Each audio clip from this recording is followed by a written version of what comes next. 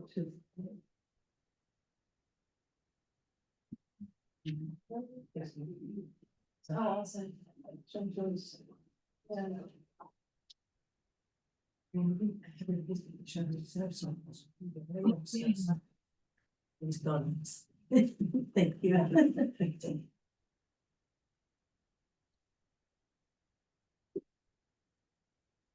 Isabel and Kathy, if you all could let me know when Ron Book joins in so that we can have his presentation. Yes, just here. He's supposed to be in rank around 11:15. So we'll check. I'm gonna double check. Okay, great. Is he attending in person or? I believe he's in Chair Lincoln because he's in downtown Miami. Okay, News group. perfect. That works. I just want to be respectful of his time. Yes, And it is 10:30, so if everyone is ready, grab your coffee, your water. Is it? Oh. It is. So let's start with this meeting. I call the meeting of the South Florida Regional Planning Council Monday, October 20th meeting to order. If we could all please stand for the Pledge of Allegiance, and Senator Geller, would you please lead us off?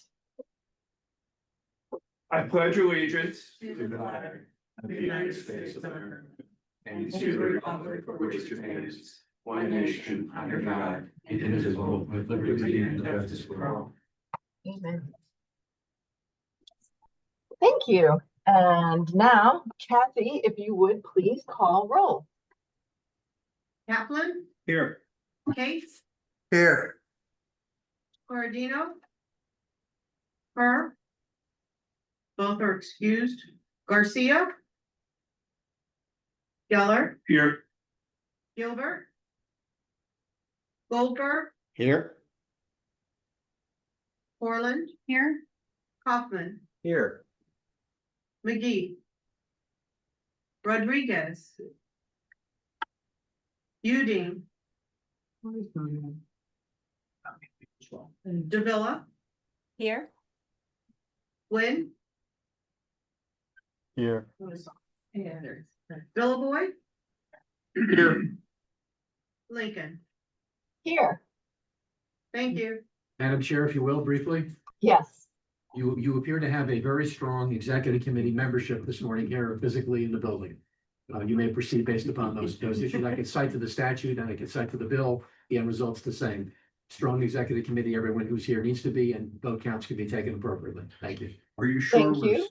Thank you. I appreciate everyone that is there in person, and I appreciate everyone that is in Zoom world, and a shout out to my fellow Floridians from the Florida Keys. You all survived the Goombay, you survived the zombie bike ride last night, and you are kicking it off and ready for Fantasy Fest. So thank you all both for being on the call this morning. Okay.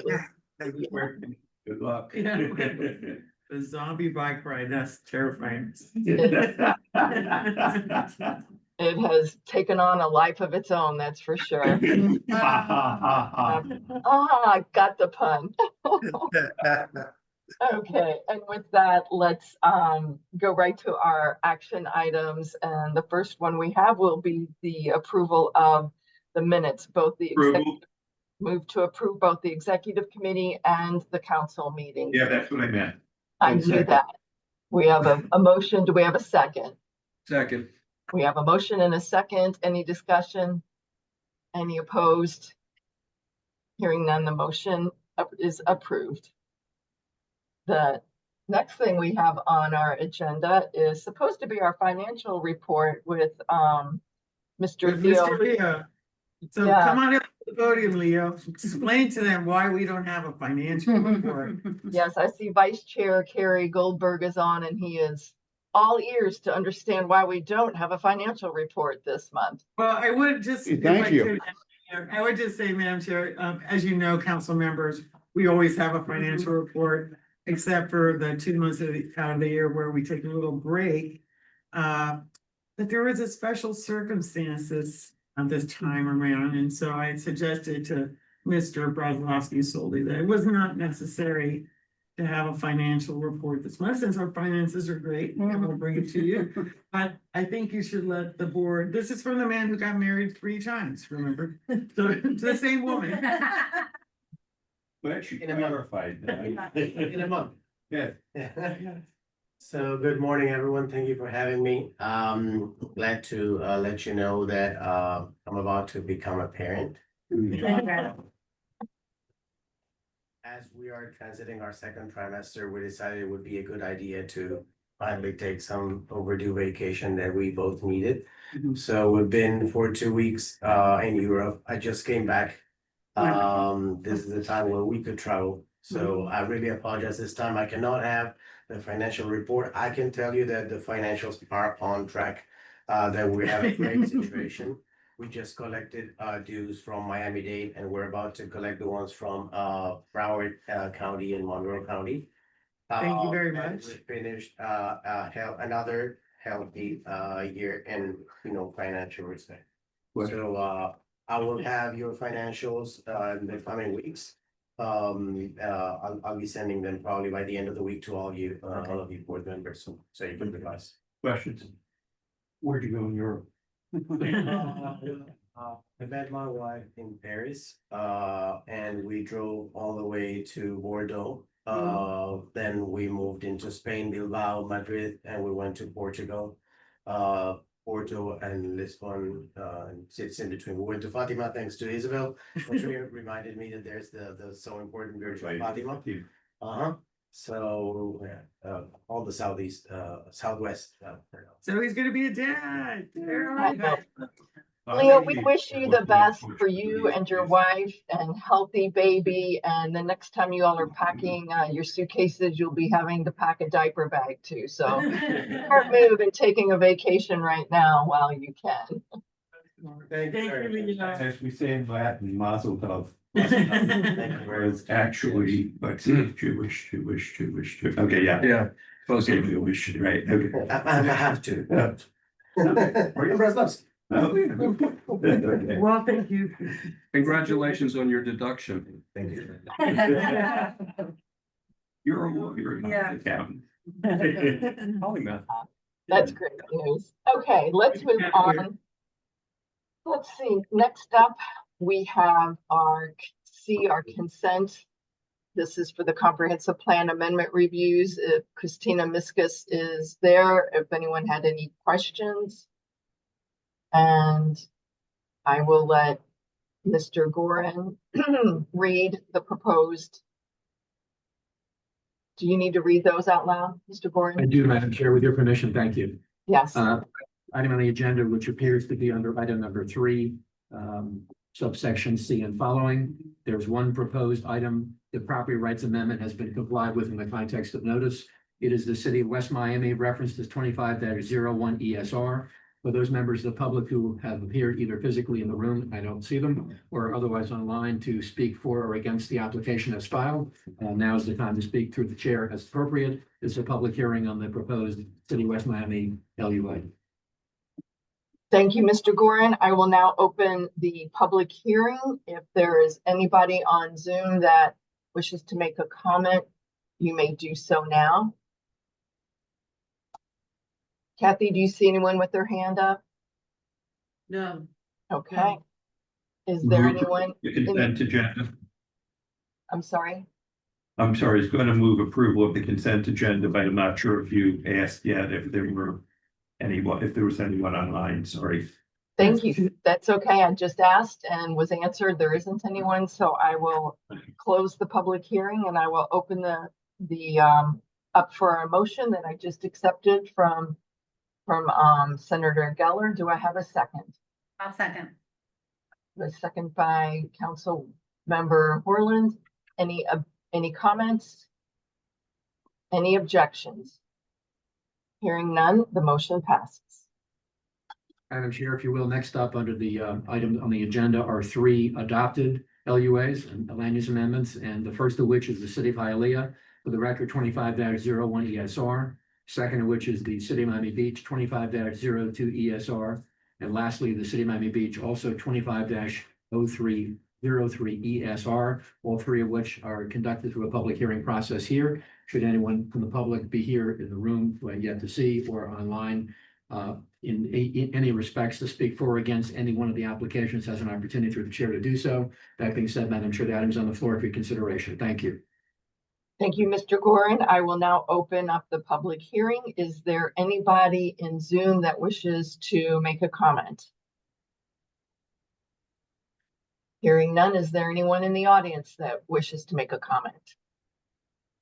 Hearing none, I will now close the public hearing and I Move will approval open. of the adopted consent agenda. We have a motion on the floor. Do we have a second? Second. We have a motion. We have a second. Do we have any comments? No. Hearing none, we'll take it to vote. Any opposed? Hearing none, the motion passes. Thank you. We will now open the meeting to public comments. If there is anybody in the room or on Zoom that wishes to make a public comment, now would be the time. I'm hearing no chatter in Zoom or in the audience, therefore I will close public comments and we will move on to program reports and activities. Madam Chair, Yes, ma'am. as you wish, we have a time approximate for Mr. DeChazo to give the update on the SEDS. And we're at that time. So however you like to handle it, it's fine. I think it would be a perfect time right now to open the meeting up for our discussion and update on our SEDS. So with that, I will turn the floor over to Mr. Randy DeSaggio. Thank you, Madam Chair. All right, thank you. Good morning, Good everyone. morning. Good morning, Randy. As you know, every year, staff prepares an update to the Comprehensive Economic Development Strategy.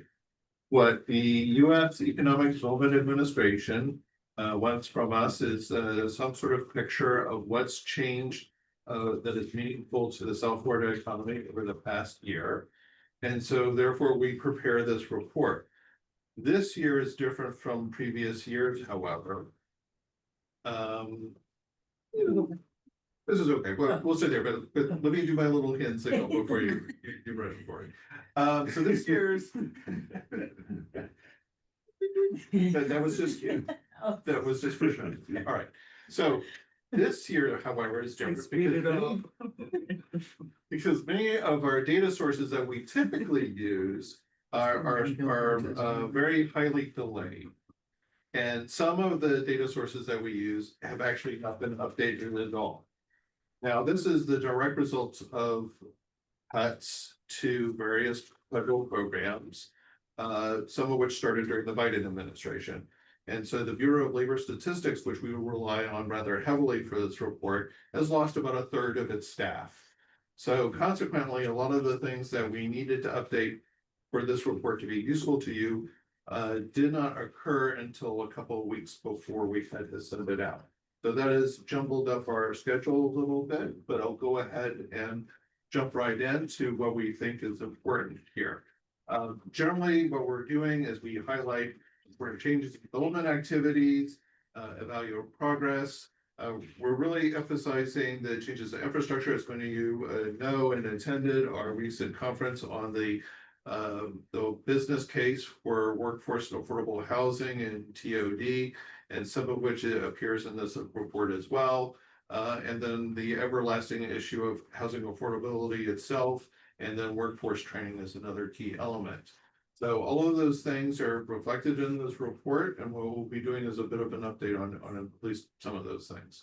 So thank you. All right, so this is a lot to read here, but I'll just kind of give you the very broad picture of it. So job growth continues from our post-pandemic recovery, but it is starting to slow up a little bit. Same with housing prices.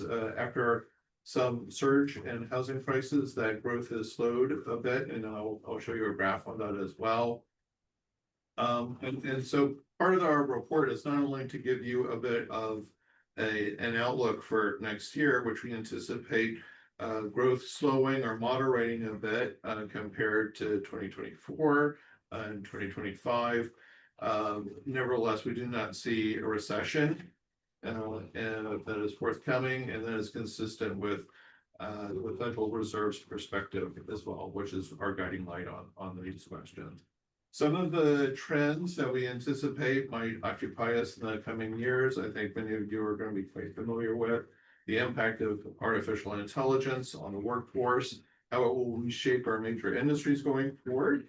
The silver tsunami, which we recently, or not that recently, did a conference on, and the impact of aging on our workforce and the social impacts that it has across all industries.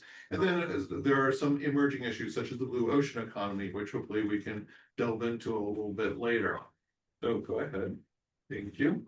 All right.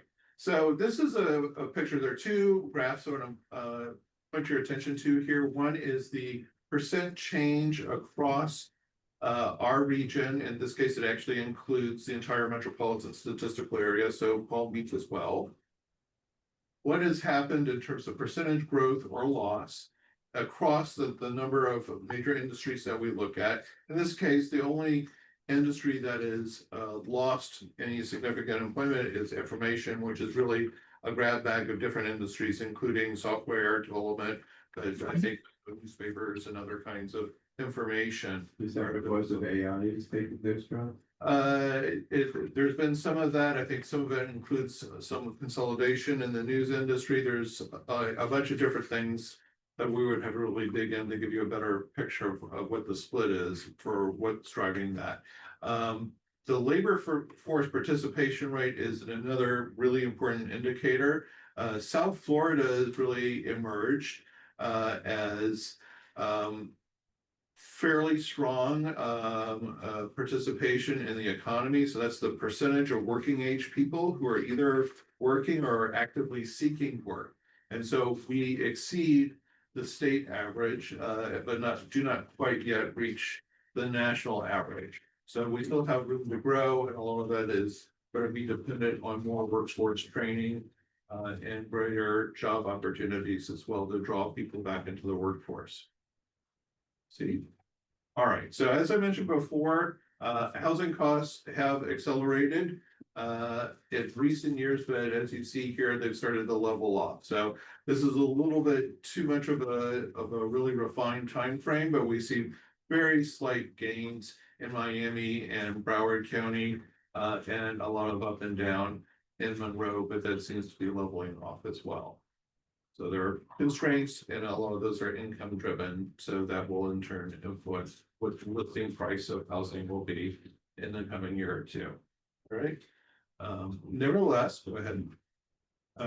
As you see in this chart, we have our changes in population and migration, and a lot of the up and down that we saw coming out of COVID has started to level off, and in some sense, we're back to normal. Where we continue to grow in this region. However, there are lots of subtle shifts that continue to shape the picture. One of which is that a lot of our younger labor force is leaving the area. So those 20 to 24-year-olds have been shrinking, particularly in Broward, but also in Miami-Dade a bit. On the other hand, what you see in overall population growth, especially in Miami-Dade, is a large continuing influx of international migrants. And then, of course, our never-ending supply of retirees who come south to enjoy our weather.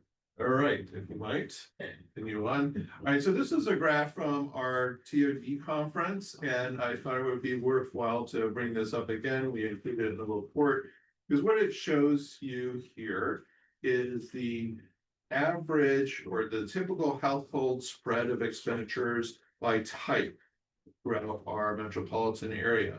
So housing is 34%, transportation is 19%. Both of those are higher than the national benchmarks of about 30 and 15%. So that's pretty high, especially considering what wages are in our region. And if we were to magically wake up one day and see that we were closer to the national typical household, we would see savings of about $6,000 per household. Or in our Broward County region, that would be about $14 billion a year that we would not have to spend on those other things and could go more towards discretionary or other kinds of expending, such as savings. All right, so let's go on. All right, so the big picture with the SEDS is simply, it's just a continuation of where we've been. We're not making any changes to policy, so you're not looking at any sort of important strategy issues. It is just part of our routine update to EDA. We do need some action from you today, and because of the way that the schedule works, you need to take this back to the SEDS steering committee, make sure that they're fine with the document and have no overwhelming changes to present. So continue forward. All right, so on the policy recommendations, again, continue to expand affordable housing near transit. This is our big takeaway from the TOD project. And then we want to also think a lot more about how do we engage more deeply with workforce training. That is clearly one of the larger pieces that we need to continue to develop in our region. And then go ahead. So inclusion, we're continuing to make steady progress. Housing and transportation costs continue to be impediments. And so our recommendation is for you to adopt the SEDS annual report, authorize our SEDS chairs, Senator Geller, to make these small adjustments to the report as identified by the SEDS steering committee at its upcoming meeting in 2 days.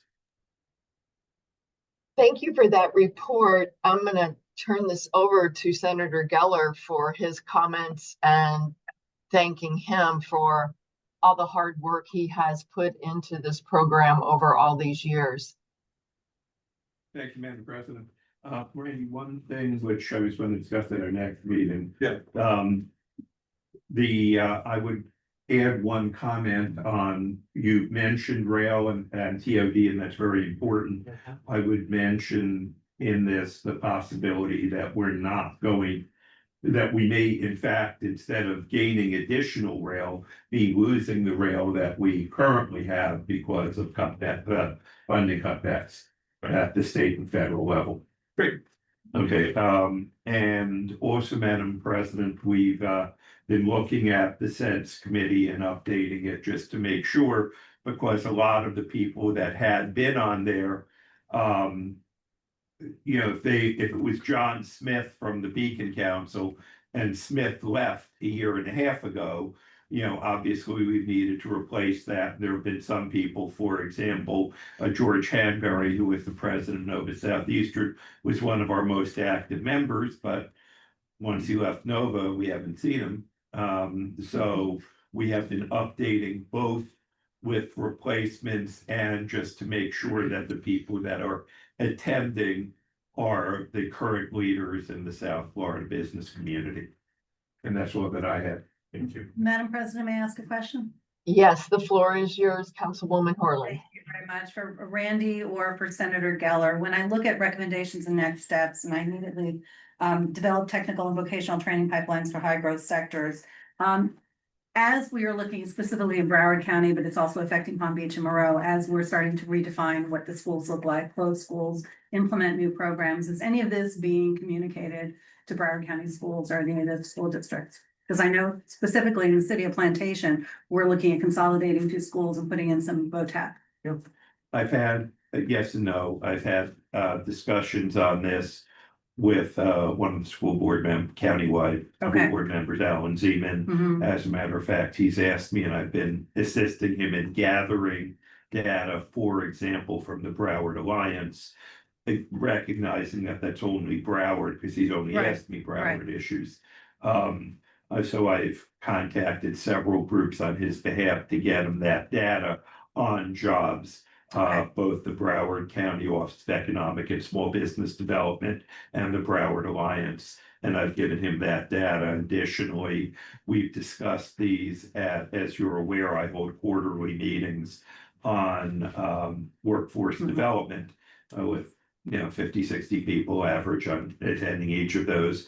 And there are multiple people, at least 6 or 8 from the Broward School Board. And we've discussed these exact same trends there. And Mr. Zeman attends them, so he spoke on this at our last meeting. But it's only Broward because it really hasn't been, from a SEDS perspective, it's only been, Zeman has been asking. Okay.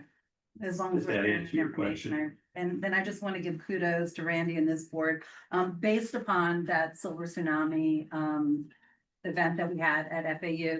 At my behest, City of Plantations doing Silver Linings Town Hall on November 6th and taking a lot of, the information modeled basically on what SFRPC did. So, I just want to thank you for getting the ball rolling for us. Well, Thank you. As a follow-up on the silver tsunami, I had brought up either at our last or second to last county commission meeting, something for us to consider setting up a countywide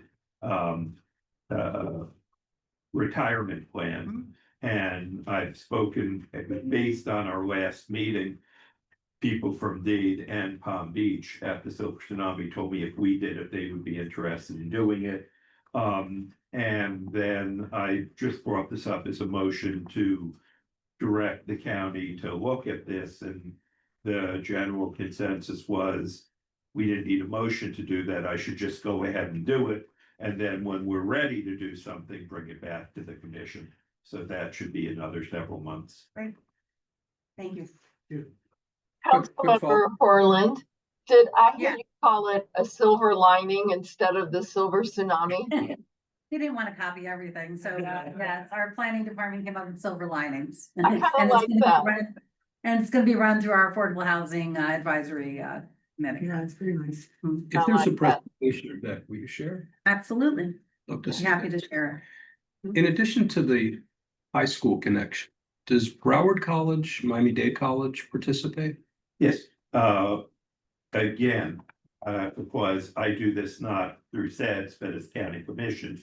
Broward College attends, we have 3 adult vocational schools, which are among the tops in the country. But that are run through the Broward school system, Sheridan Votek, McFadder, and what's the third one? Sounds been to both of it. them. Yeah, Atlantic, very good. Between us, we were able, so those are the 3 adult ones. And we have ABC attending, we have the unions attending, we have some of the large contractors attending, subcontractors attending. A lot of the other government agencies attend. I forget, what is Newton Sannon? OIC, OIC attends. South Florida. Boys and Girls Club, Junior Achievement, things like that. Marine Industries, the Marine Industry Association, South Florida. So all of them attend. Good. On those same lines, do you also, I think you do with the College of the Florida Keys with Dr. Guerrero? Yes, He is one of our more active Yes. SEDS. he's great. That's Yeah. what I thought. Do we also have Keys Marine Lab involved in that, Cindy Lewis? Because they are in Layton here in the middle of the Florida Keys, and they just received a partnership with University of South Florida to increase education on the blue economy and on how our ocean is the industry for us in the Florida Keys. Madam Chair, I'm glad that you brought that up because I was going to bring it up shortly. I recently attended a tour of, I forget, I don't know if you were there, of FAU in the Dania, which is all marine. One of the things I was going to suggest, and it's in this report, is our next joint conference with the Treasure Coast Regional Planning Council be on the blue economy. Because when most people think of university-based marine research, they think of either Woods Hole, Massachusetts or San Diego. But in fact, from the Keys up through, I want to say, Hope Sound. We have the largest concentration of university-based marine research in the United States. I'm speaking shortly at the Marine Research Hub and the Ocean Exchange, which has a major function in Broward coming up in the next couple of weeks. I believe that if we are able, and I was able to get some money into Broward County budget to help the marine research publicize what they're doing. If we are able to get more publicity for that, the high quality university-based marine research, this will bring high paid private sector jobs here to South Florida. And it's a unique advantage that we have. If you delve into it, they've already been making truly impressive advances in biomedical research and in alternative energy, between tidal wave, using the temperature differential and superconductors from deep water to surface water. There's all sorts of Gulf Stream. There's all sorts of potential high-tech jobs that can be brought to the entire South Florida region. So I was planning on bringing that up, and thank you for bringing it up. You're welcome for that. And yes, Isabella and I spoke about that last week, and we are looking forward to having a conference on the blue economy, and definitely in the Florida Keys. We have the Moat Lab, we have the Coral Reef Restoration, we have Keys Marine Lab, we have Plant a Million Corals. We have so much that we have done and would be super excited to brag and show off and exchange all this information with everyone else. So I see Commissioner Cates popped his face up, and his granddaughter actually works for the Moat Laboratory here in the Florida Keys. So that'd be a great topic. Anyway, we have moved off of what we need to do. I believe we need a motion, unless there was any more discussion on Madam Chair, I just wanted to mention, Randy had also suggested the blue economy a couple of weeks ago. I subsequently spoke with Tom Lanahan, our counterpart in Treasure Coast, and he said that they thought that would be a perfect topic for them because it's a very important topic for them as well. So later on, when we have a chance, we maybe discuss timing, given that everything is upon us now. But yes, Madam Chair, I think now we just have to have the motion to adopt the SEDS report and authorize Chair Senator Geller to make any small adjustments to the report as identified by the SEDS committee. And then we will post it for the 30-day public comment period, finalize it, and turn it into EDA. I move it. Second. We have a motion, we have a second. Any discussion? Hearing none. Any opposition? Hearing none, the motion passes. And thank you, gentlemen, so much for that hard work. Thank you, Madam Chair. So I have been in contact with Ron's office, and we're on schedule for around 11:15 time approximate. So if you would like to go ahead where we were and pick up the revolving loan fund program report, this would be a good time.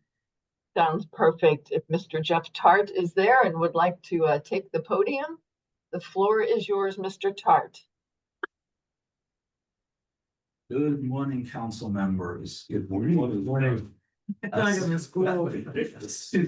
Officer manager of the revolving loan fund programs. I'd like to share a few brief highlights on the revolving loan fund programs for the month of October.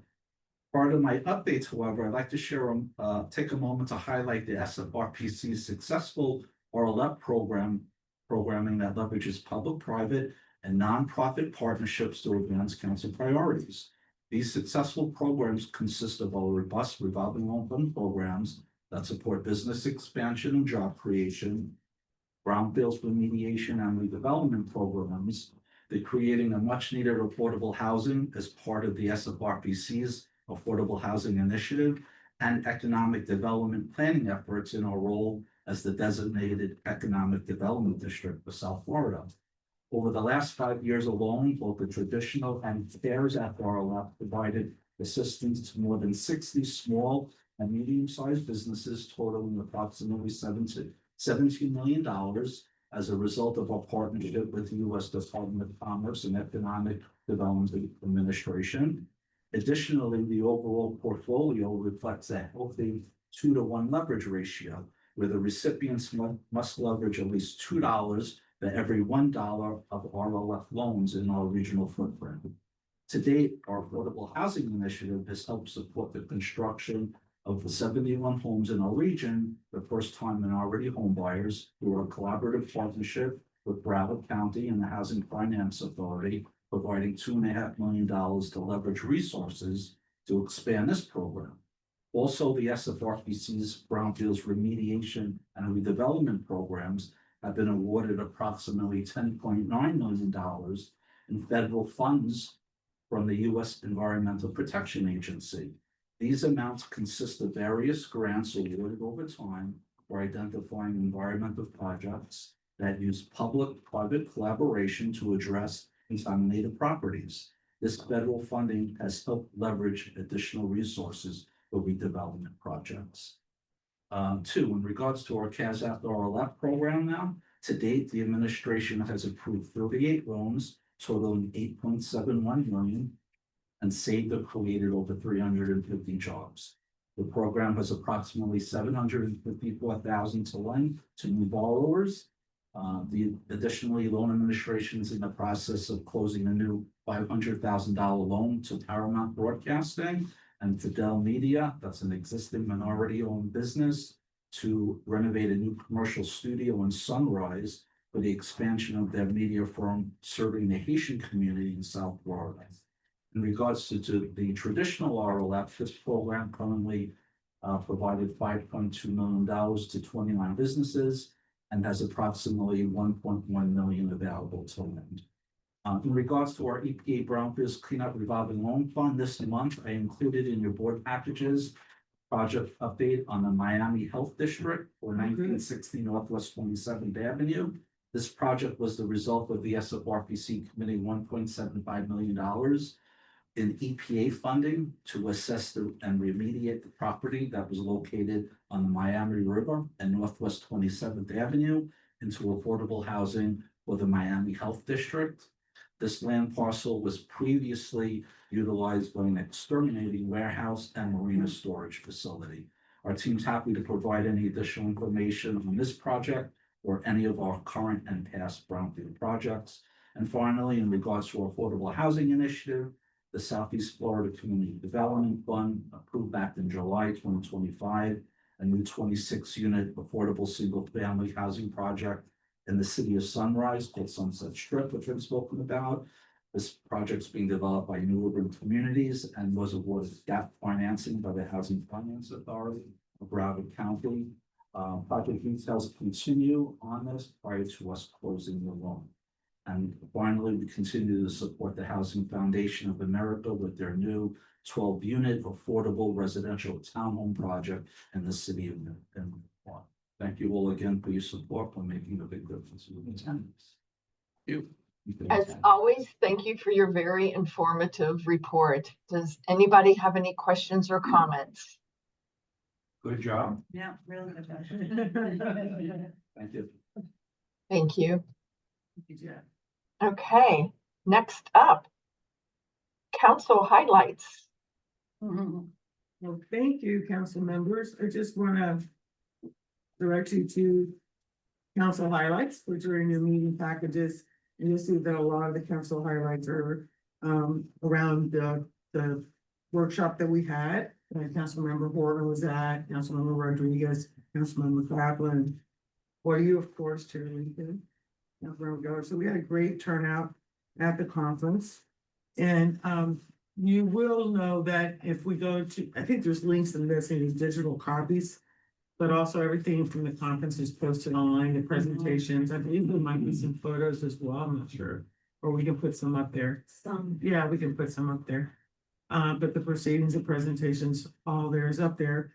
Staff is working on a summary of proceedings from the conference with the goal of really honing in on next steps, what are the top 2 or 3 things that we need to be doing right now to move the conversation forward.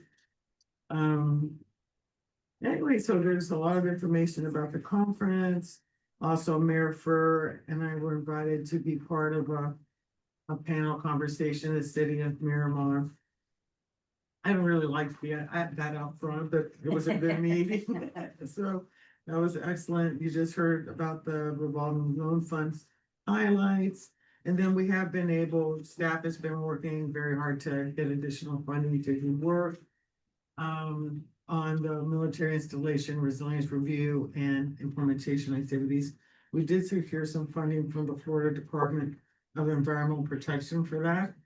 And I'm waiting to see, I reached out to Rick Miller from the South Florida Defense Alliance because there's some shifting federally on priorities on what is now called the Department of War, that's been renamed. But I'm not sure how that might impact our resilience work in terms of, because that program has been great.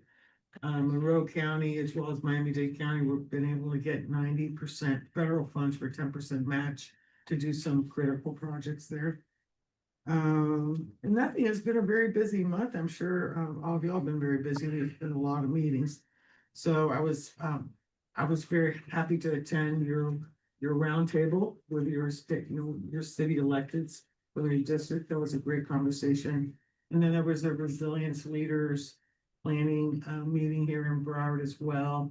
And I'm very honored to have been invited, council invited to be part of the Miami-Dade County the evaluation appraisal report task force that will be going on for the next 2 years, looking at the Miami-Dade CDMP comp. So that just kicked off on Friday. And just want to also mention that Haley Lazzaroni, she's really run with the LAPC program and is doing wonderful work. And we will come back and give you a more complete update on that. So, as you may or may not know, we had an abrupt change of staff in that program area. And it's worked out very well. So, with that, we also mentioned in here the study, we're doing a lot of work with the Miami-Dade TPO, also with Florida DOT, Regional Transportation Authority. We just completed a study on the impacts of pedestrian bicycle infrastructure on safety and economic. I'm not sure because we gave a presentation on the trails, but I think we were trying not to get ahead of the Miami-Dade TPO on the study. I think So- that might be ready for. Yeah, so we'll come back and give you that because there might be something that Broward wants to do as well, to sort of build that regional. So those are the highlights. Solution to transit. Yeah, so those are the Cattle highlights. power will never take place. Thank Yeah. you for the highlights. Do you want to roll right into your executive director's report? Do we have time before we jump? Well, We we jump I around. could wait to see. Oh, I see that Rana on her iPhone is online. So Rana, Hi. Hi, Rana. everybody. I'm Go ahead. driving. I'm not with Ron, but I'm gonna be listening in. Okay, great. I know that Bonnet had said that he will be here shortly. So Yes. I thank God because I think there's a lot to look forward to. So yes, Chair, I can just begin and when Ron joins us, then we'll pivot. Thank you. So, one of the main things that I want to mention is that we are expecting, we spoke with Miami-Dade County, the RER, the Regulatory Environmental Economic Resources staff. They're the ones that process all the applications that come into Miami-Dade County for the comp plans. And so we're trying to get ahead of things. It's like I tell them, I don't want any surprises, please, for Miami-Dade County. So you're gonna notice that we have added to the attachments, announcements and attachments, the section that has meeting dates, and Kathy, if she hasn't had an opportunity, also buried. We've added right now a meeting on Friday, December 19th. On call of the chair. And the reason for that is that in speaking with RER, it appears that we will likely be having a number of amendments that are controversial in nature because they're impacting wetlands or they might be outside of the urban development boundary. That sort of thing, so just an abundance of caution, we penciled in that date. Would we need a in-person quorum for that meeting? Yes. The date Yes. again? The date. Friday, Friday. December 19th. Earlier in the week is the Climate Compact Summit. That's gonna be in West Palm, the 15th and the 16th, and then the holidays, Christmas and otherwise are all upon us.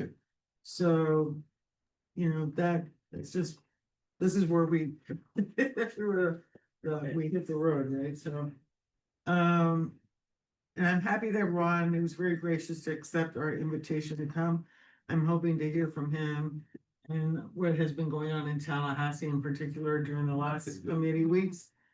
And I want to tee up our conversation, I think for November, regarding what are the points that we might want to elevate to our legislators here and beyond, right? So right now, the Broward delegation is going to be meeting on October 27th, public meeting here at Memorial Hospital. And then the Miami-Dade County delegations meeting December 15th, so I have that on our schedules. There are a number of issues that we just, just now we adopted the resolution for restoration of funding for the Regional Transportation Authority, also funding for new starts, because that's a critical part of moving new projects forward.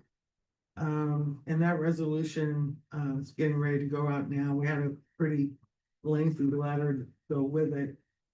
I spoke with Tom Lanahan also and asked him about his legislative program, what they normally talk about. And it's the same thing that we have. So water infrastructure funding has been a big priority for the council over the years in terms of getting a fund to pay for that. Much akin to like what the transportation funds are for. Also, we've in the past supported the coral program, of course, and we would really rather not be eliminated in Florida statute. So there are a couple of key points, but I want to make sure to discuss them with you and see how we move forward on those.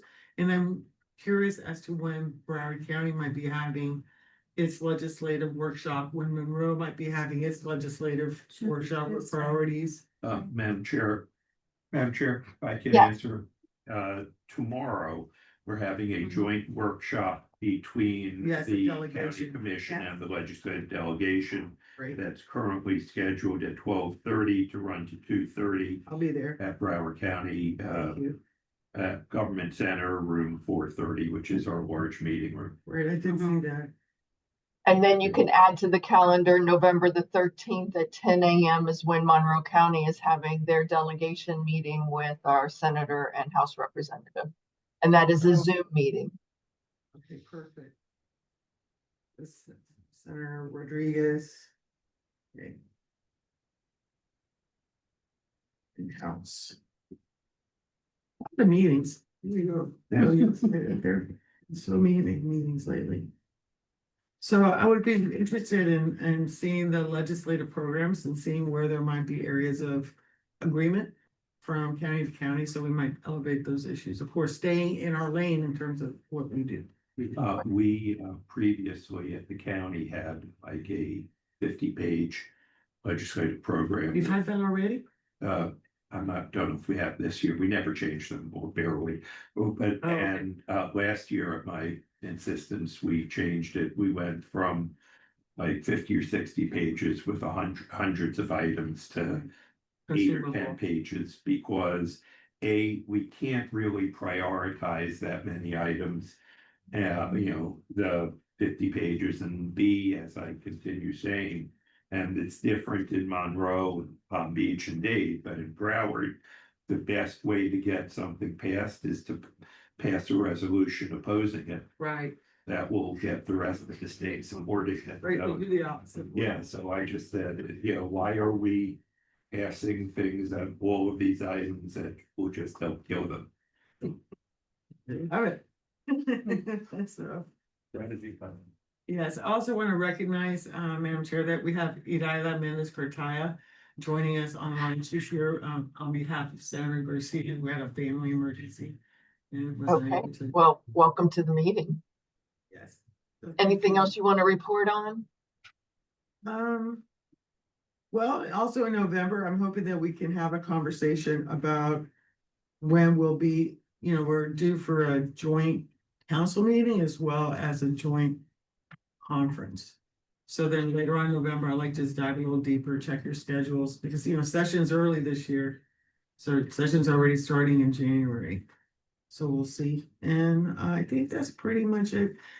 Chair, Lincoln, when will Monroe County be developing its legislative program? Our Priority. priority list, we already have, and then that's why we're having our delegation meeting, so I'll get that shared with you. That would be lovely. I try to collect them every year so we can see. All right, very well. And with that, I thank you. I think, good. If Ron and non yet, if we could then move over to our legal counsel report with Mr. Sam Gorin. That would be great. I don't see Ron's name on the screen yet, Madam Chair. Okay, He asked for 3 or 4 or 5 more minutes, so he'll be on shortly. That's all good, Rhonda. Thank you. Thank you so Thank you. much. Madam Chair, if I may. yes, sir, you may. The floor is yours. Thank you, Madam Chair. In the backup, you have your October 1 summary of pending litigation issues on the RLF program. I know that Jeff touched upon the issue briefly. Just to add some dynamic to the record without getting into great details, the only item on the agenda, I guess, if it's a long item, it's item number 1, and there is no item number 2. It's 3 pages long without getting into further public comment. The last sentence of which talks about the hearing on the plaintiff's motion for summary judgment, final judgment has been rescheduled to October 15th. That was last week. That was last Wednesday. For the record, this is a matter of public record, my counsel for the plaintiff, the defendant who is having property foreclosed, sought to have the judge defer that hearing because of a medical emergency. And the judge agreed to defer the matter till November. As you know, the council has engaged Chris Stearns from Johnson & Selma to represent us in the Dawson case. This is an adjunct to the Dawson case. The property in question is property on which the council does not have a mortgage, on which the council has, as you know, globally modified its mortgage relationship with Ms. Dawson. And to the extent possible, I can speak to the issue this morning, satisfied the mortgage that was in controversy. This is the property which was the other collateralized property on which the council did have a mortgage, which was released some number of months ago, probably getting close to be almost a year ago, actually, probably last January. So I wanted to correct the record that our memo from my law partner, Terry Israel, is, although accurately drafted, literally changed on Wednesday this past week. And to that extent, the matter will be heard on the plaintiff's motion for summary judgment. And that happens to be the organization called Equity Partners 102 LLC, which is a lender in this discussion. There's no need for public comment. I don't mean to silence your ability to speak publicly, because there are counts in this complaint against the council, which I probably shouldn't comment about on the record today. Ms. Gordon, I have only one question. Who requested the continuance? Was it Equity Partners or Dawson? Dawson. I will withhold all comment. Yeah. Hopefully we can get a list of all the times, because that might be helpful. And I think to the extent that there's a record of issues related to medical challenges. I'm sure that's an item which will be in the quiver of council at some future moment. In the quiver. Yes, I regret to say this again, but that's kind of where we are. And I think to the extent I can answer any public questions privately, I'm happy to try to do so at your convenience, but the memo is not totally accurate. It was accurate when it was drafted, but it's became inaccurate as of the 15th, which is the day of the hearing. So that's The probably all I can attorneys say. keep talking me off the cliff. And yes, we need to do that. But either way, I have nothing else further to report except good wishes and well to be here. Thank you very much. Well, thank you. And as always, I greatly appreciate your legal counsel and the advice that you give us. So appreciate you very much. Anyone there have any questions or comments for Mr. Gorin? Okay, hearing none, we accept your report. Thank you so much. Madam Chair, could I Yes, bring sir. up other topic that, oh, I guess, I don't know whether it's council member report or actually it's really some recap of one of the items that we have previously discussed. At one of these meetings, I had asked Mr. DeShazo to take a look at the Doge information. So if I could give a brief update on that, and Madam Chair, in your capacity as fact chair, I think that, you know, these may also be important. There are three brief items I will discuss in hopefully a minute each. In reference to the CFO's numbers that he has been using, what we have discovered, like, again, I've dug deep just on Broward, but we actually meet his test if you use the commonly accepted numbers. What I mean by that is the normal number that most local governments use in the state of Florida to determine population growth is the University of Florida Beaver, Bureau of Economic, right? The CFO has used a different number, which showed lower population growth for Broward than Beaver showed. For the census data, excuse me, for the inflation data, Broward County used the MSA for Dade, Broward, Palm Beach inflation data, which would seem to be the most reliable number. Instead, the CFO claims that he has used a composite of local, state, and federal inflation numbers. I don't care what the inflation number is in Dubuque.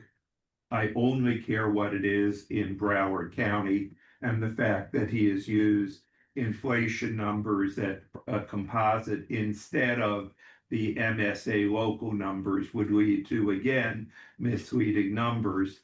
If you use and he also used one number from our budget book at the start of 2020 and a different line in the budget book in 2025, you have to look at the same line because they measure different things.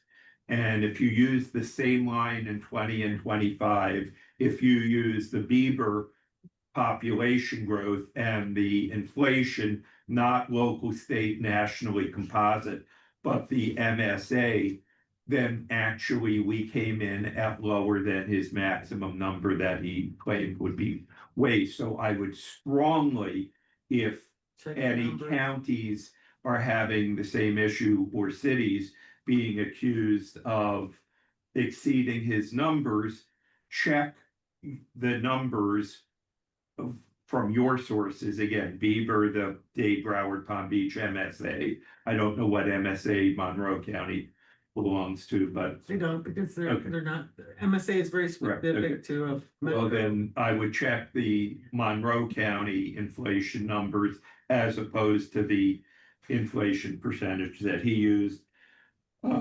I also want to briefly discuss governor number and sheriff number, but I see Mr. Book is on, so I'll let me finish this after Mr. Book is done, unless he wants to hear. Unless you want to hear Senator Geller. Senator Geller, thank you. And as you and I discussed at the Florida Association of Counties meeting that we had on Friday regarding the tax, property tax and Doge and everything, you know, your letter was well written and it was well received by our association. And we'll finish this conversation after we hear from Mr. Ron Book. And I do see that he is now with us in his car. I'm glad you're parked safely in a parking lot or off on the side of the road, Mr. Book, before you start giving us your presentation, because you're always very informative and very animated. And I certainly don't want you driving off a cliff. He can keep In driving. other words, you don't want me doing driving. what I normally do is talk with my hands. Yes, No, I'm up. exactly. I pulled off. I thought I was gonna get a chance to get back to the office, but did not. I've got a lot to share. I'm gonna try to do it as concisely as I can, but there's still so much that we don't know that we need to know. So let me just start with the budget. everybody wants to talk about the budget. Nobody understands why the sky is falling mentality exists when even with the amended surplus of 3.7 billion, there is concern on the spending side. And for purposes of a discussion, the long-range financial outlook shows in the 26-27 fiscal a $3.7 billion surplus. 27-28, they show a $1.5 billion deficit. And on 28-29, a $6.5 billion deficit based on current trends. I've never really been able to fully understand the Office of Economic Demographics, etc., also known as the Estimating Conference. I simply believe that based on where they peg the Medicaid growth to be, which as you all know, because you've heard me say it for a long time, the fastest growing part of our budget has historically always been the Medicaid budget. We would occasionally have concerns about corrections, but it was always the Medicaid budget that outstripped everything else from a growth standpoint. Today, as you've heard me mention a couple of times now, the voucher program, the scholarship program, the open up a school on every street corner of every residential community in the state is fair game and fair play. And any mom or dad, male or female, who decides they want to open up a school can decide tomorrow morning to go gather up 8 people on their street and say you're going to homeschool them and go get that scholarship for those people, and that becomes your source of income for additional $40,000 or $50,000 a year. I don't believe personally that anybody could really tell us where all those students are, where all those schools are, and whether or not they're meeting the standards of a pre-K to 12 education today. But what I do know is that the growing cost of Medicaid, coupled with the growing cost of educating our students in this world of free choice, because that's what we live in today, folks, free choice. The word free is not always just about choosing where you want to be educated. Free is about getting as much of your education for free outside of the traditional public school system that so many of us are very familiar with. They are still going to need to put a lot of money aside in the state employee health insurance program. They put hundreds of millions into it over the last several years. You've got the governor's emergency preparedness, if you will, fund. You've got him still wanting to pay down the debt a little bit more, all of which are creating fiscal strains on what it is we're going to do. I can tell you that I believe, and I do have a crystal ball, and it's in front of me. You may not see it, but it's there. Imagine it. I believe that the FEFP is going to take a hit in 26-27. I believe they believe that the pain of operating locally has to be somewhat shared. And while they are, and I'm going to get to the homestead exemption issue and ad valorem in a minute, don't want you to think I'd leave that doozy out. But as we all know, they have historically spared pre-K to 12. I think the days of sparing pre-K to 12 as a result of, if you will, the scholarship voucher program, they don't have a choice if they want to reel this in some form. I think if you understand and recognize that, and you know what, I'll use Broward County, Isabel, Senator Geller, because it's a really good example, not only in the South Florida area, but around the state. This need to recalibrate, and understand how many student stations are really operating in any given school district and in any given school area is really critical to where they're going to force schools to operate differently. Look no further than today's Sun Sentinel, I think it was today, may have been yesterday, where they're talking about charters sharing space with traditional publics. Now, we understand that a charter school is obviously a public school, but we distinguish between traditional charters or traditional public and charter publics, as we all know. I think those are the areas that are going to get hit. The issues we're going to talk about, the issues we're going to debate, could be impacted. And I'm not going to get into this issue beyond saying it, because if I don't say it, I'm leaving something out of the discussion. I don't think any of us know where the Hope Florida stuff is going to land. And where that lands, one way or the other, good, bad, or indifferent, depending on what your perspective is or isn't, I believe that that's looming right here over us, hovering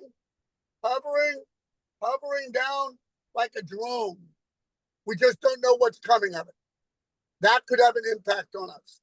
I think the second thing that you need to be aware of, that I think will also be sort of looming, is what happens in November in California. What happens at the Supreme Court of the United States in the next 90 days, maybe 120. But we know with certainty the California ballot measure will have passed or failed. And I think that has a dramatic impact on how many seats the White House may want to go after versus what Governor DeSantis may want to go after. And those may not necessarily come together like a white glove. If the glove don't fit, don't put it on. You can look at it and tell.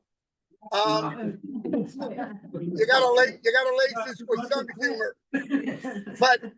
But at the end of the day, what happens in that Supreme Court decision, telling us whether race can or can't be used in cutting districts. The flashpoint, the lightning rod spot is here. You've got the sheriffless McCormick seat. You've got the Frederica Wilson seat. You've got the Moskowitz seat to a slightly lesser extent, although they'd like this to be more of a focus point. The Wasserman Schultz seat. Those 4 seats are what's at stake in many ways. How they cut them up, whether they have the ability to pick seats up, whether or not you go with a DeSantis plan to try to pick up 5, or a potential White House decision to only try to pick up 2. One should not lose sight of the fact that the House continues to line itself up with the White House, and the Senate continues to line itself up with the governor. And I guess we'll see where the chips fall. I think property taxes, while I think rural renaissance will be discussed, I don't know that there's enough relationship rebuilt between the House and the Senate. I don't want to predict what happens with rural renaissance. I think sovereign immunity will, I think, again fail, because I think the governor is going to make clear that he will veto that sovereign immunity bill if it passes. That's what he did last year to help us kill it. I think that you can look for amendments to Senate Bill 180.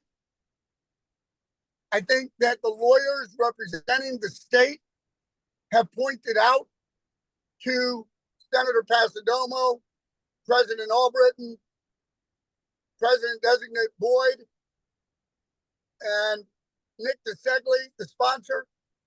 Similarly, in the House, where the weaknesses are in the lawsuit, and I expect them to fix those early in the session. I do think there is 50-50 that you'll see another glitch bill for Live Local. I separate Live Local from 180 because they're different issues. A lot of people don't understand that they are different.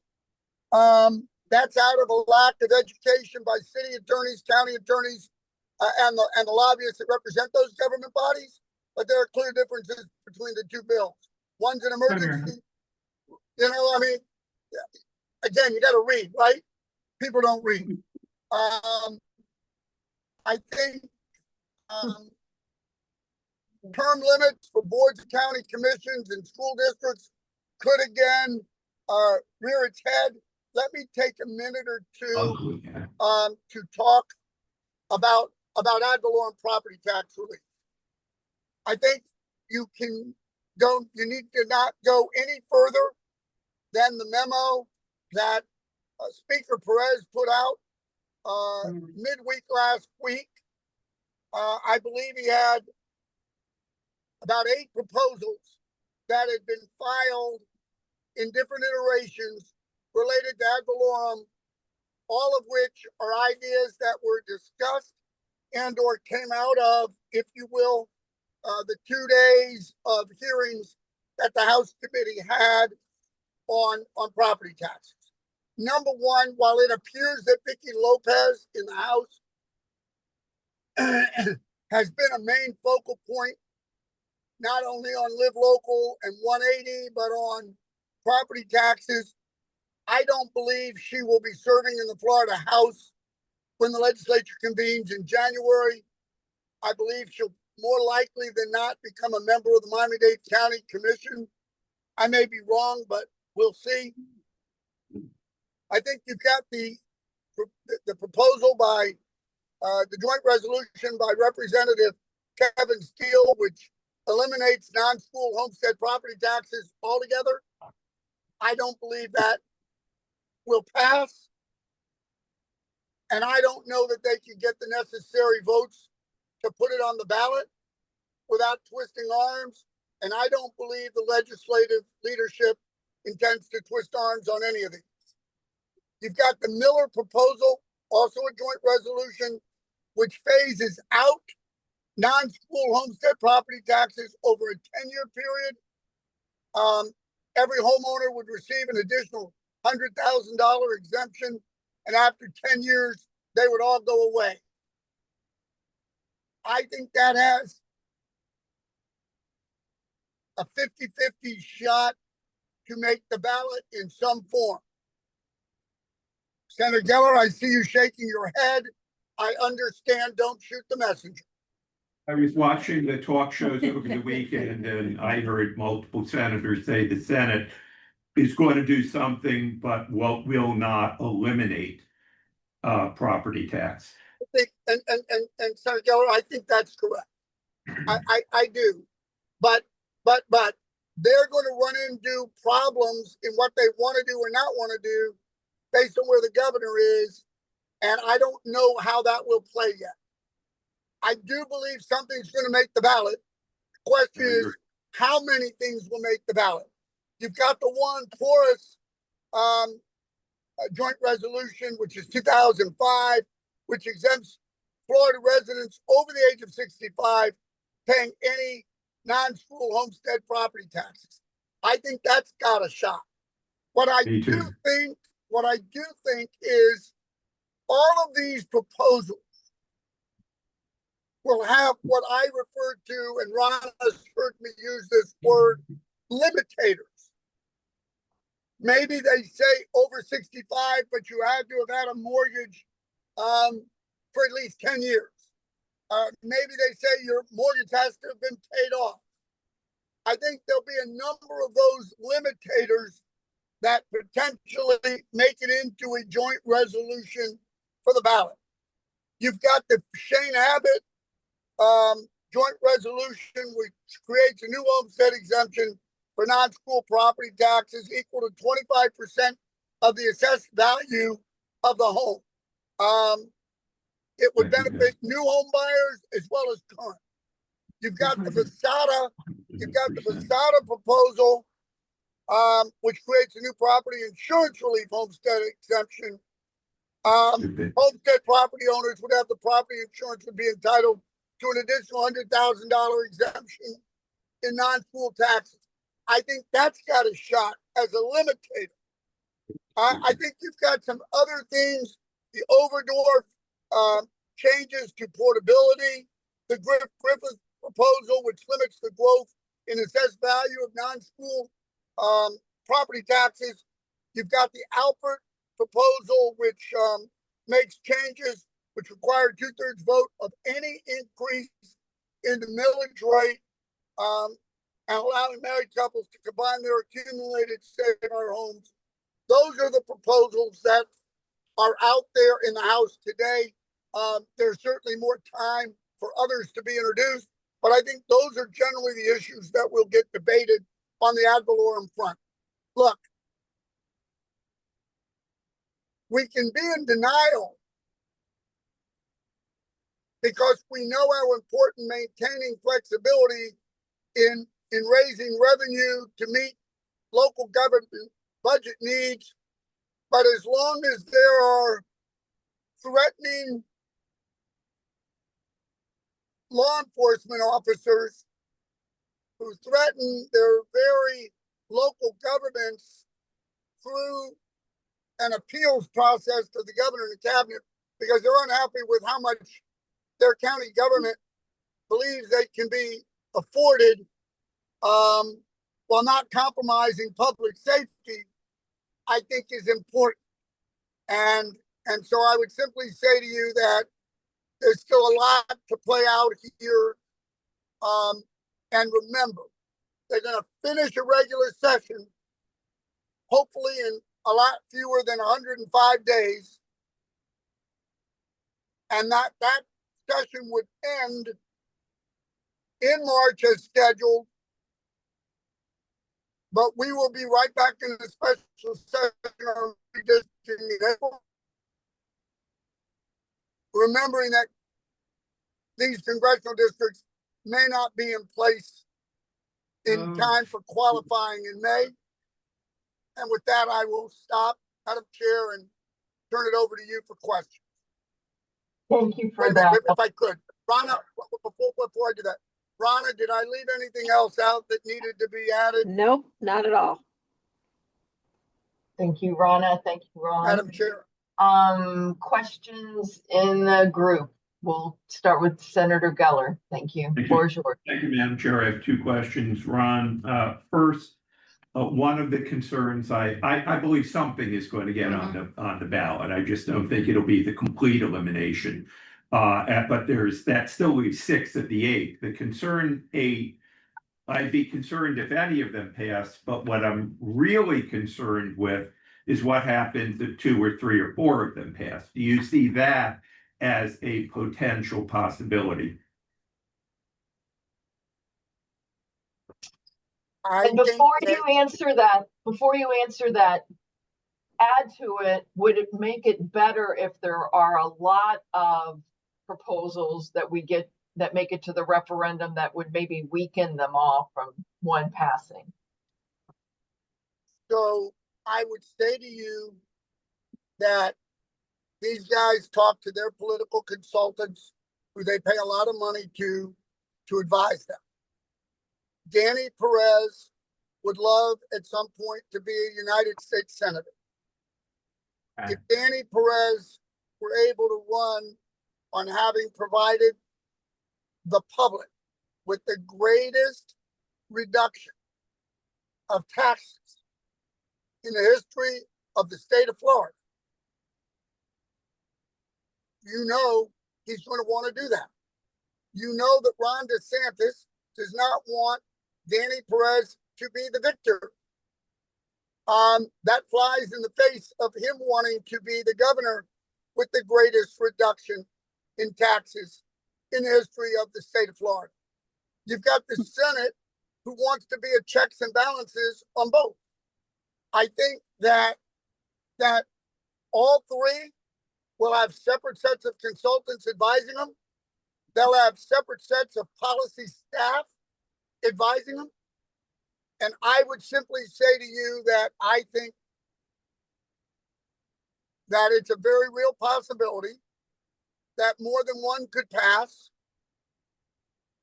And number two, because you could clearly have an ad valorem and a save our homes both pass sort of, if you will, intertwined in one another to get there. That's a real possibility. My crystal ball, Senator Geller, doesn't let me get far enough up the road to see past some clouds that I've already told you were hovering here. You need a larger crystal ball. I listen.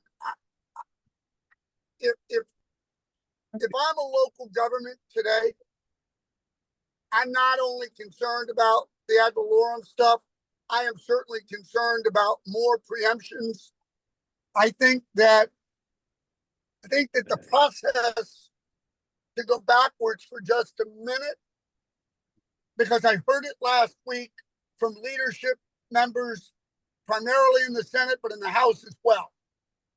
They are growing on the side of Live Local.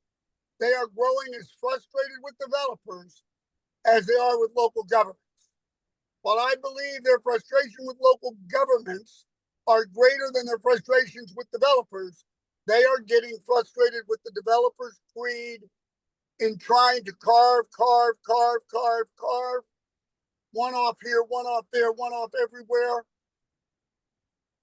But no local government should feel complacent. And as I said to the planning board in Margate 3 weeks ago on a Wednesday night, if you don't pay attention, Live Local will pay attention for you. So before you vote something down or push for something to be voted down, think about what happens if the legislature doesn't simply come up with a new idea, but dusts off some of the amendments that didn't run in the closing 2 days of the legislative session. And in particular, in Margate, I was talking about the golf course development that was in front of the P&Z, because it buried on Vicky Lopez's amendment that did not fully get adopted on page 27. To use it as an example is a specific preemption on golf courses. People need to be careful, and how you balance that as a local government. And listen, I don't come with hands that don't admit to. I've got some developers. I've got obviously more local governments than any firm in the state. I try to make sure that I'm advising my local governments correctly, because that's who I represent in the legislature, or represent my developers legislature. But to be blind, to be deaf, to be ignorant to what's going on out there would put me in a very compromised place in my advocacy of local governments. So you've got a lot of these things, and they may seem disconnected. They're likely connected.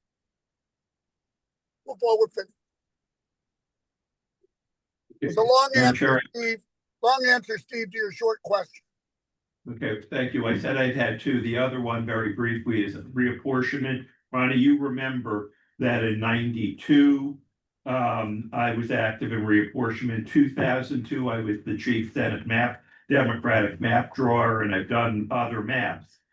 I am on reapportionment, the Republicans need to be very concerned because when they created so many minority seats, what they did is bleach the other surrounding seats. That's how in 92, we went from overwhelmingly Democratic to overwhelmingly Republican. We lost, we created a lot of 80% minority African-American Black seats, which bleached all of the other seats and made a bunch of 55% Democratic seats into 45% Democratic seats.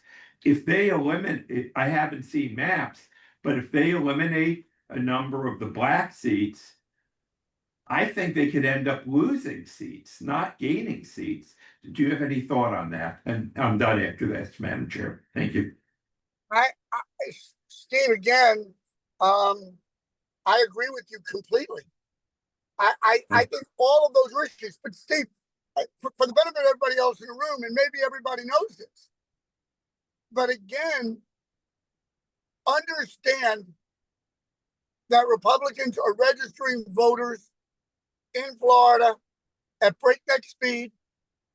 And in spite of all of what we know about off-year elections and the party in the White House not prevailing, I would simply say Florida is an aberration state. The Republicans enjoy a 1.3 million registered voter advantage, and the Democrats are sitting around contemplating their navel, twiddling their thumbs without a plan in place to, if you will, stop the bleed. Stop the bleed. Where's the plan?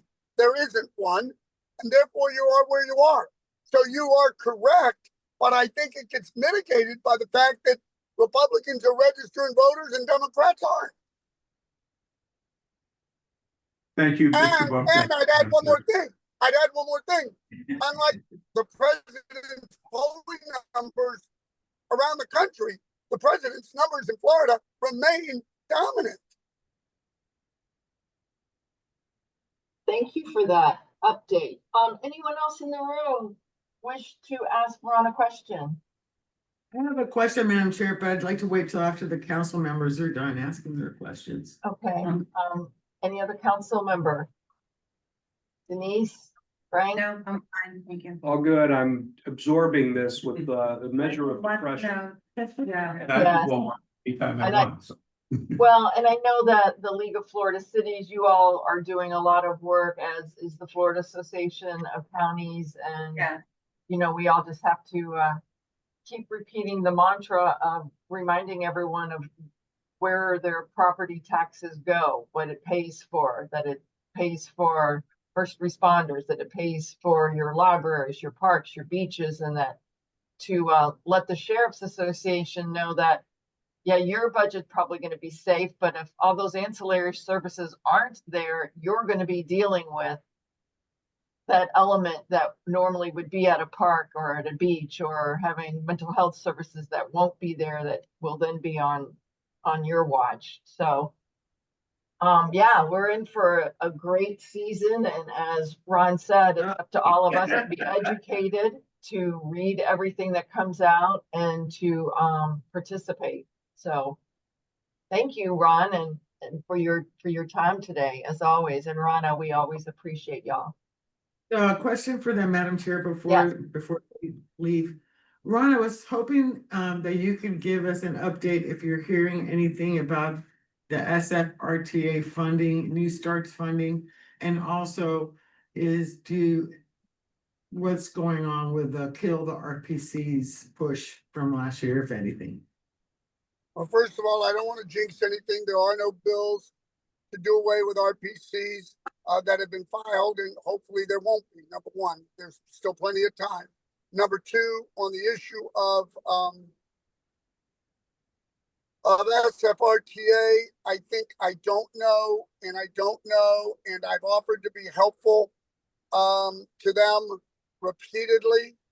And I would say to you that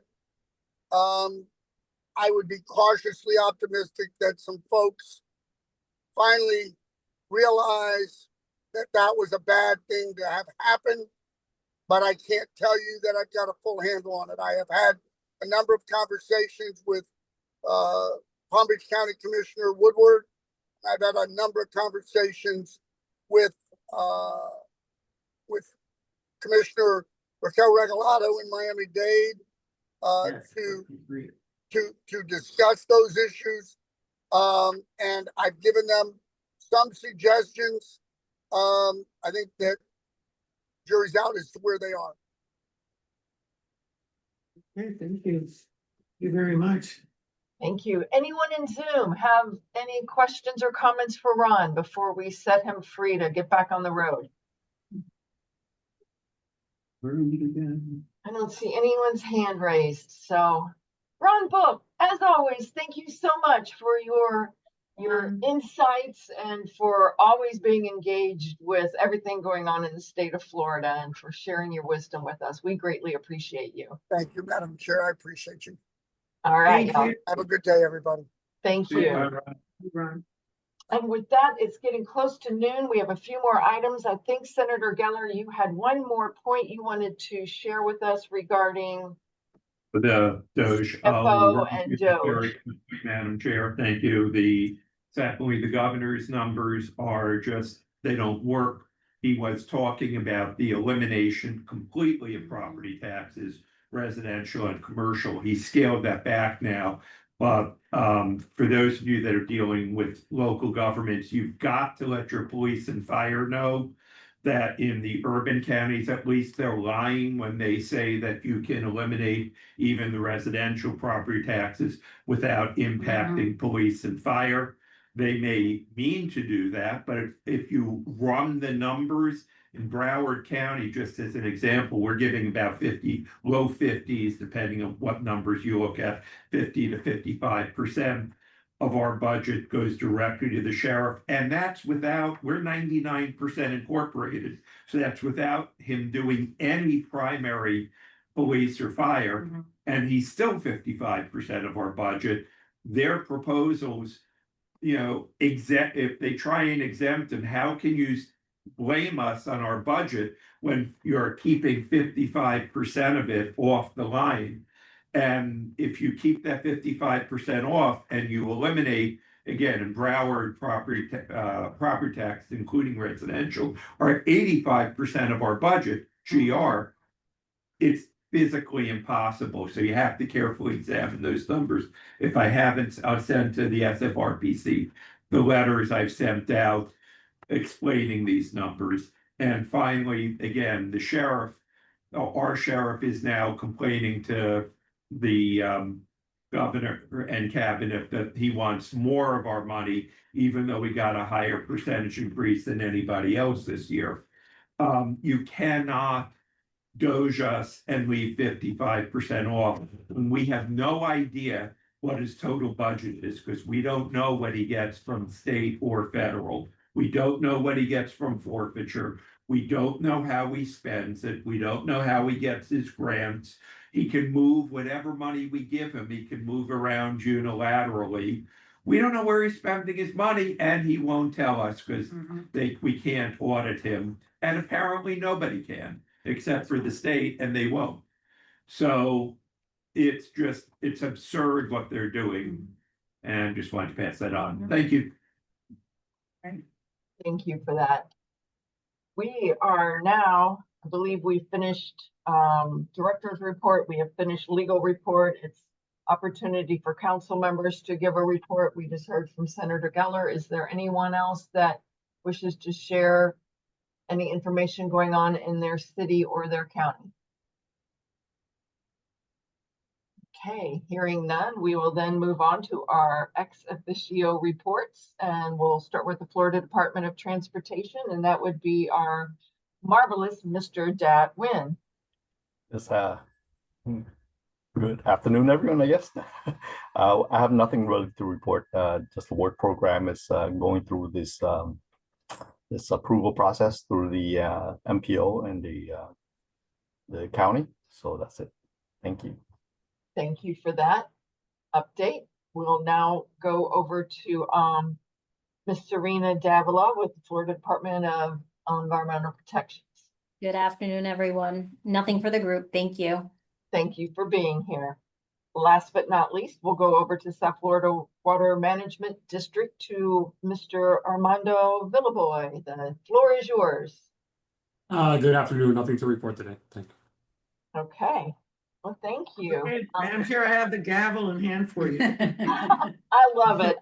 I just want to say we are a strong group of council members, commissioners, and thank you all for being there in person, and thank you for everyone on Zoom, and thank you to our staff. We have an amazing staff that really do truly care about the mission statement of the South Florida Regional Planning Council.